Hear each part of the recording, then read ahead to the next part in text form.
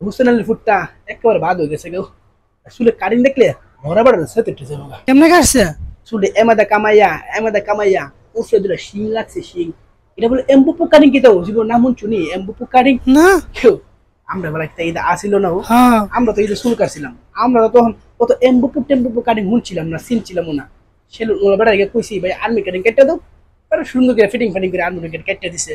ঈদ করছি আমরা কিন্তু ঈদ হয়েছিল না ও। হ্যাঁ। আর অন্য ফুলাফানের মুহ কত ধরনের কাটিং এর নাম যে হুনি আর বাচ্চাদের কত কাটিং এর নাম যে হুনু মো। চুলের কাটিং তো বাদ হই দাও, এনের দিন ফুলাফান যে ঈদের দিন ফ্রি কাপড় ঘুরতো যা, আমার মনটা সাইডে রোলার দিয়া ফিস চালাই। আরে তোমার তো মন চাই এটা হুলার দা ফিস চালাইতা।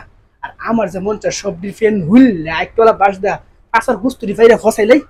অবশ্য ফুলাফানের দোষ দিয়ে লাভ নেই, মা বাপেরই দোষ।